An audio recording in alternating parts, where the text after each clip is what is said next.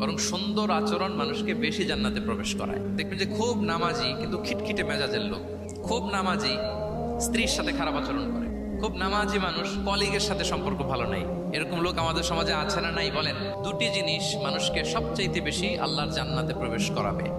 একটি হচ্ছে তাকওয়াল্লাহ, আল্লাহর ভয়, আর একটি হচ্ছে হুসনুল খুলুক, সুন্দর আচরণ।